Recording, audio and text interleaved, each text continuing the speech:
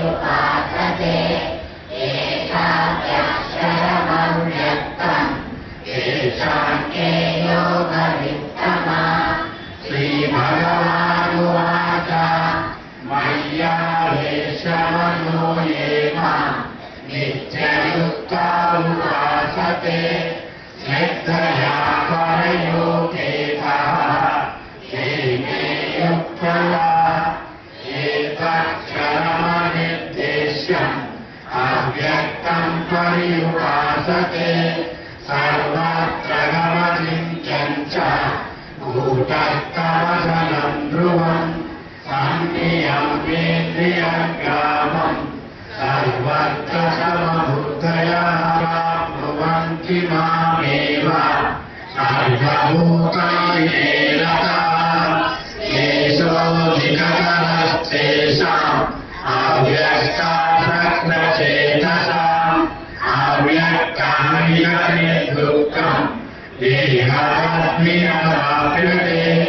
ये तु सर्वाणि कर्माणि मयि सन्न्यस्य मत्पराः अनन्येनैव योगेन ध्यायन्त उपासते तेषामहं समुद्धर्तः मृत्युसंसारसागरात् भवामि न चिरात् मय्यावेशितचेतसा निवसिष्यसि मय्येव अजभूतं न संशयः। समादातुं न शक्नोषि मयि स्थिरम् अभ्यासयोगेन गतेऽप्यमरोषि मत्कर्म परमो भव। मदर्थमपि कर्माणि कुर्वन् सिद्धिमवाप्स्यसि अनैतशक्यशक्तोषि कर्तुं मद्योगमाश्रितः। सर्वकर्मफलत्यागं ततः हि ज्ञानमभ्यासात्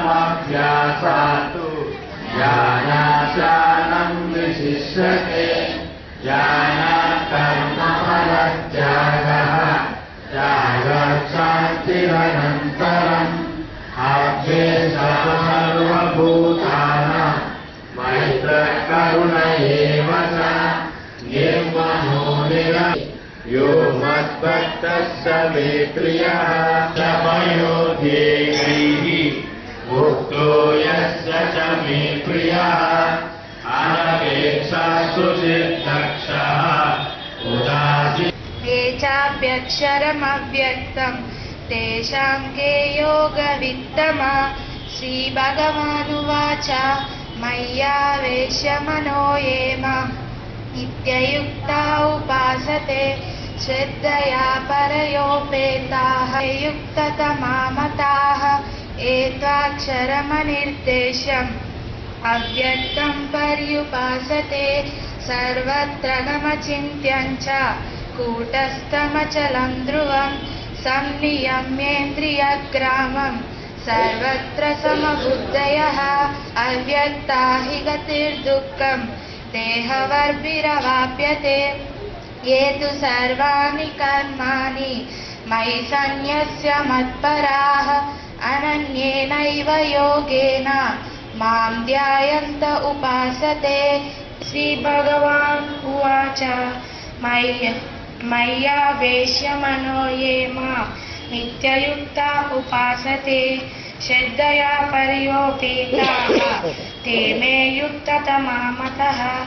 एत्वाक्षरमनिर्देश्यम् अव्यक्तं पर्युपासते सर्वत्र गमचिन्त्यं च कूटस्थमचलं ध्रुवम्।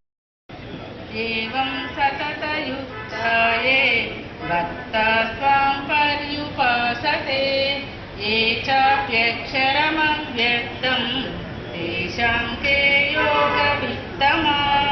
श्रीभगवानुवाच मय्यावेश्य मनो ये मां नित्ययुक्ता उपासते श्रद्धया परयोपेताः युक्ततमा मताः।